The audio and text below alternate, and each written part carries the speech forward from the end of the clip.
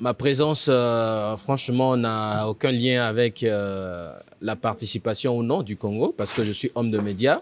En tant que chasseur d'informations, il est important que je puisse participer à ce genre de grand événement sportif africain pour effectivement se faire de l'expérience, se tisser pas mal de relations avec les autres confrères de toutes les horizons, de tous les horizons, je veux dire, qui sont à cette messe du football africain.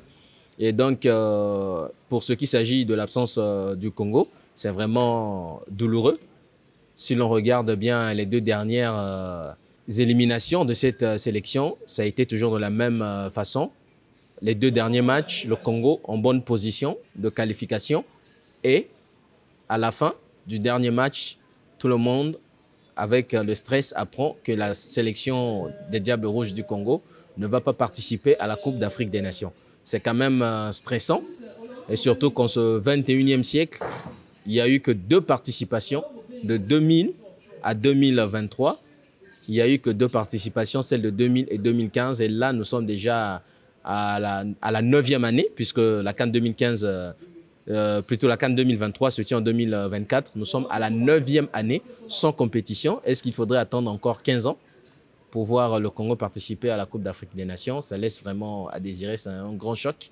C'est une grosse douleur d'être à un tel événement sans la présence du Congo. Je veux dire, en cette première phase de groupe, tous les matchs sont vraiment importants parce qu'il y a des surprises. Nul ne pouvait s'attendre qu'à la Coupe d'Afrique des Nations 2021, Cameroun 2021, l'île Comores pouvait terminer 3e de son groupe devant l'Algérie. Donc, ce qui veut dire que ce sont de genres de compétition. Ces dernières années qui réservent pas mal de surprises. Il faut suivre tous les matchs et c'est à partir des 8e de finale qu'on pourra vraiment choisir le match à ne pas rater, puisque la cérémonie d'ouverture, elle est obligatoire pour tout homme de médias, étant donné qu'on a 5 villes qui vont abriter cette 34e édition de la Coupe d'Afrique des Nations.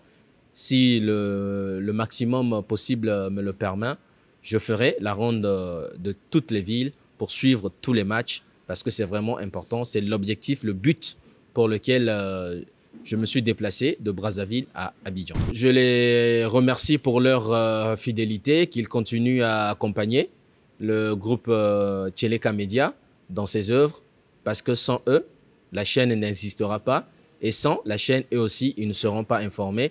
Donc, ce qui veut dire qu'un travail de complémentarité doit se faire main dans la main, comme le dit bien l'hymne de la Coupe d'Afrique des Nations 2023. Tous ensemble, unis, ensemble, main dans la main. L'Afrique de l'amitié. Donc, Tcheleka et ses internautes d'amitié.